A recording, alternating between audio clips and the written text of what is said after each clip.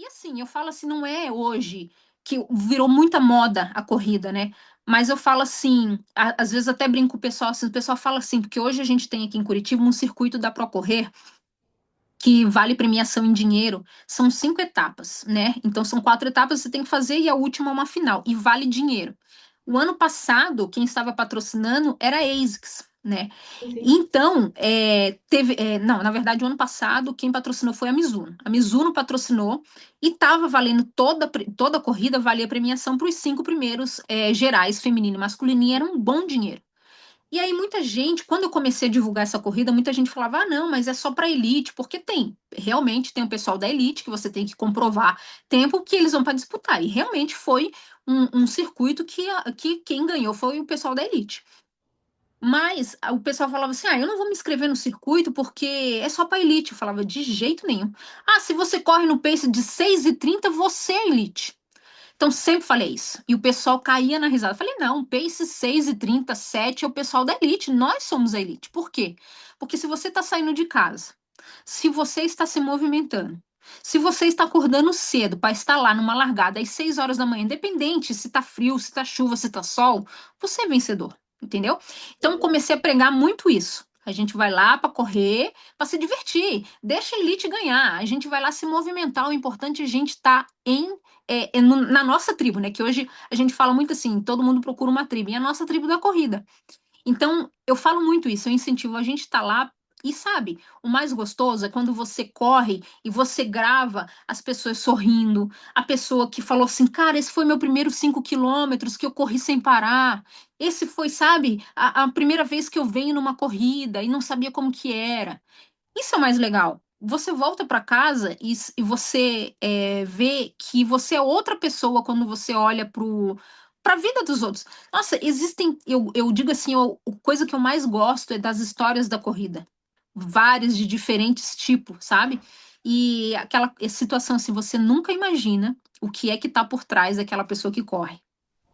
E me conta uma coisa, você disse que você fazia faculdade há um tempo atrás, né? E você se dedicou depois ao curso da faculdade, você fechou a faculdade e acabou se dedicando ao esporte. Como foi? Você associou o seu curso, né? Me conta um pouquinho da Mayra profissional e da Mayra corredora, que também hoje é uma profissional na área da corrida, né? Então, eu sim, né? Eu me dediquei terminei a faculdade, né? Continuei me dedicando aos dois, né? Porque é aquela coisa assim, eu não sabia o que ia dar, né? Eu não sabia o que ia ser. Que quando eu comecei na corrida, para mim foi assim, é um hobby, é um escape, é um momento de, sabe, de você sair e correr. Então, na minha cabeça, a corrida era isso. E aí, ao longo dos anos gravando e falando de corrida, eu comecei a ter as oportunidades, né, no meio da área da corrida. Parcerias, né? Hoje eu sou embaixadora do Circuito Pro Correr, embaixadora da Maratona do Litoral, embaixadora do Circuito Aente. Então, assim, vários, né? O ano passado foi de Bonito 21K. Então, comecei assim, mas a minha área é totalmente diferente da área da corrida. Eu fiz faculdade de engenharia civil, né? Então, Uau! bem de exatas, né? Exatas e muitos números. Então, eu falo assim, eu sou muito racional no que eu faço. Então, por isso que às vezes as pessoas falam assim, ai, Mayra, você não é muito sentimental. Eu não sou mesmo, eu sou bem racional. E eu acho que, assim, eu já era, assim, bem racional. Mas eu acho que eu fiquei bem mais depois da faculdade, porque na faculdade a gente tinha cálculo até em português técnico, né? Então, assim, cálculo e cálculo. E tinha dias que eu me debruçava na mesa ali da cozinha, eu ficava na cozinha, porque eu falava assim, vou ficar num ambiente que é menos aconchegante. Entendeu? Que daí você estuda. E teve muitas noites que eu cheguei da faculdade 10:30 da noite e virei a noite até as 5 da manhã estudando, entendeu? Sim. Então, é totalmente diferente a minha área. Então, eu falo assim, né? Até agora iniciei um outro curso, né? Na área de filmagens, mais porque eu queria entender mais, né? Sobre gravar, sobre mexer com câmera e tudo mais. Mas é totalmente diferente do que eu imaginei, né? Porque eu não imaginava que a corrida me traria tantos benefícios, né? Sim. Agora é interessante, eu sou mãe de uma engenheira civil e casada com um engenheiro civil. O meu mundo é um pouquinho pouquinho em engenharia civil. E é interessante, a minha filha corre também, mas uma coisa que eu vejo muito no engenheiro, que eu admiro muito no engenheiro, é a visão de gestão que o engenheiro tem. Para mim, o engenheiro ele é um gestor nato, ele é um Uhum. estrategista nato, ele é formado para enxergar o mundo de uma forma estratégica. Eu vejo Isso. no meu marido e na minha filha, ambos eles têm muito isso. E é bem interessante porque, diferente da minha outra filha que corre, mas não é engenheira, está no último ano de medicina, com a Luísa, que é engenheira, a gente discute muito estratégia. Estratégia de alimentação, de hidratação, estratégia de suplementação, estratégia de pré-treino, de pós-treino. E eu vejo que ela gosta, ela estuda essa parte de estratégias. Então Uhum. eu consigo enxergar que apesar de serem mundos completamente diferentes, a Luísa ela realmente trabalha, meu marido tem uma construtora, ela trabalha na construtora, ela está no dia a dia da construção civil.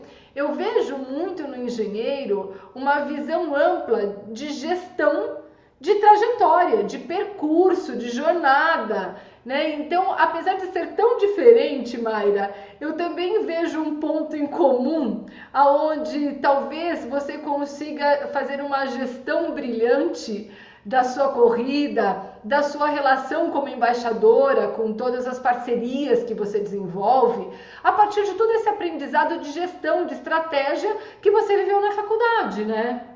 Exatamente, exatamente. Então, esse é o ponto principal mesmo. Então, hoje, e eu ouço muito isso mesmo, as pessoas me falarem, né? Mas você tem estratégia para tudo, você pensa em tudo, você, sabe, tem uma. E é realmente assim, você tem aquela coisa assim de calcular os erros, o que pode dar errado, o que pode dar certo, é sempre assim. Inclusive, eu sou assim tão. Eu gosto muito de números, então assim, eu gravo muito rápido números, assim, telefones, documentos, essas coisas. E eu falo assim, o pessoal fala assim para mim às vezes, mas você calcula até o tempo de uma amizade X, e é verdade. Esses tempos atrás eu estava conversando com a pessoa e falei assim: olha, eu tenho tantas probabilidades dessa amizade durar menos de 5 anos. Tantas probabilidades. E essa pessoa ficou assim: será? E eu falei: tenho. E passou esse tempo e aconteceu exatamente isso. Sabe, eu não sei explicar assim, mas eu crio na minha cabeça uma estratégia, eu crio na minha cabeça assim, sempre uma. Eu sempre vou estar calculando as coisas.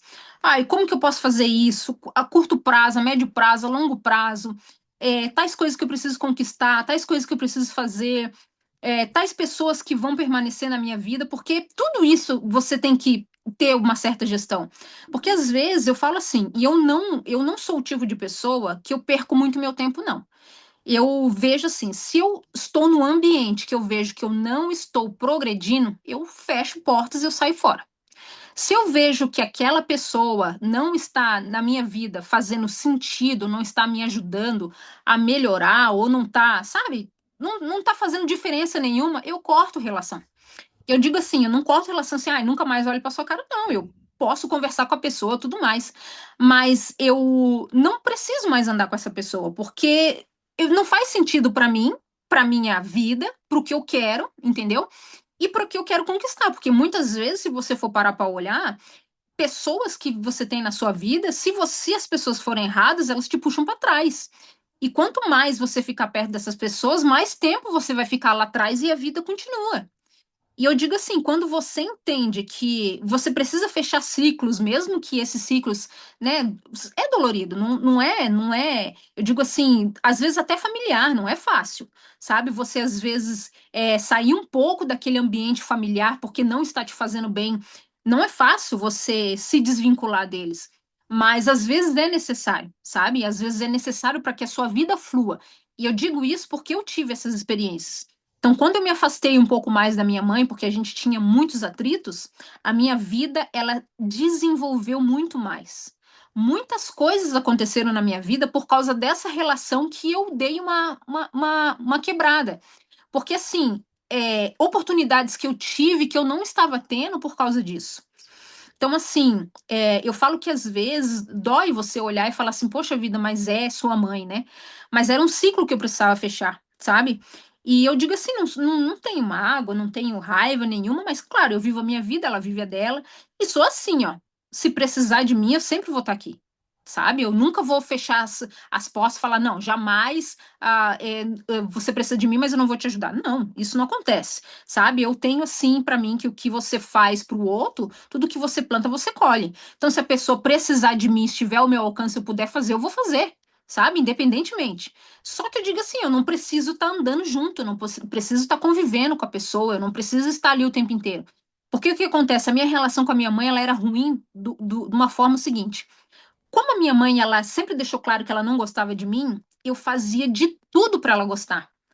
Então, sabe quando você fica insistindo, insistindo, você quer que a pessoa goste de você, você quer provar, você quer mostrar que você é uma boa pessoa, que você gosta dela? Então, esse era o que acontecia comigo. Isso era tão ruim para mim que isso me fazia muito mal, porque eu tinha que me transformar numa pessoa que eu não era. Então, isso me fazia muito mal, porque eu falava assim, meu Deus, eu tô tentando ser aceita num ambiente que não me aceitam, sabe? E chega uma hora que você tem que entender que esse ciclo precisa ser encerrado, sabe?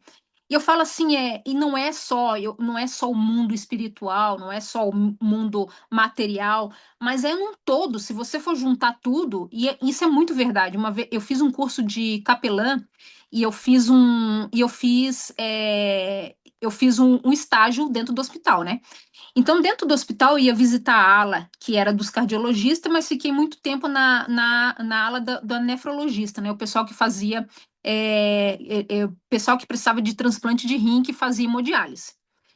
E lá, você vê, nesses estudos, dizia muito assim, eu li um livro, tive que ler alguns livros, e eles falavam muito o seguinte, dentro da medicina, quando algo está ruim, a pessoa está doente, ela ficou doente, ela veio parar no hospital. Se aqui tiver ruim, ela piora. Então, Sim, se a parte sentimental dela tiver ruim, o mental dela tiver ruim, a saúde dela vai piorar. com Então, se ela certeza. estiver tratando um câncer, se ela estiver tratando um problema cardíaco, se tiver tudo ruim, sentimental dela, ela vai piorar. E as chances dela morrer é muito maior. Agora, quando essa pessoa chega num estado grave aqui, um câncer que ela tem que tratar, mas o coração dela tá bem, o sentimental dela tá bem, a mente dela tá boa, ela melhora rapidamente. Isso é verdade, e eu vi muito isso acontecer dentro dos hospitais. Então, assim, hoje eu tenho uma amiga na corrida que fazem 10 anos que ela venceu um câncer de mama. Ela teve que fazer retirada da mama e tudo mais. E ela conta o seguinte, que na época ela era sedentária. Quando ela descobriu o câncer, ela falou, eu tenho que fazer alguma coisa da minha vida. E ela começou a correr. E hoje ela corre. Então, ela teve que fazer todos os procedimentos, passou por químio, por rádio, teve que retirar a mama, fez reconstrução e há 10 anos ela está livre do câncer. Então, ela hoje tem 40 e poucos anos e continua correndo e tem vida. E ela falou: a minha chave virou, porque quando você descobre o câncer, eu fiquei assim, ó, aterrorizada. Eu vou morrer, vou deixar meu filho, não sei o que e tudo mais. Mas quando ela falou assim, não, eu preciso fazer alguma coisa para que eu tenha vida, ela falou assim: eu preciso fazer uma atividade física. Sou totalmente sedentária, minha saúde vai piorar. E foi que ela começou. No meio do processo dela, do tratamento, ela começou a fazer uma atividade física. Ela viu que aquilo estava fazendo bem. Ela viu que ela estava passando por aquilo melhor. Ela viu que os dias de quimioterapia dela não estavam sendo mais tão ruins, entende? Ela viu que a recuperação dela foi mais rápida quando ela teve que retirar a mama e tudo mais. E hoje ela fala que a corrida salvou ela. E é verdade. Aí ela conta a história o seguinte: na época que ela estava fazendo tratamento, ela conheceu duas pessoas que estavam em tratamento. E essas pessoas tinham a mesma vida que ela sedentária. O que acontece? Uma delas que ficou, né, abalada, piorou, e não demorou muito tempo, ela veio a óbito, e a outra a mesma coisa. Então, ela mesma falou: eu entendi que eu precisava cuidar da minha vida sentimental e da minha mentalidade, e a corrida ajudou nisso. Então, isso é verdade. Se você estiver bem, sentimentalmente, psicologicamente, tudo vai bem, sabe? Você consegue passar por dificuldades, você vai conseguir enfrentar problemas, que venham, porque todo mundo vai enfrentar. Então, você vai conseguir analisar as coisas.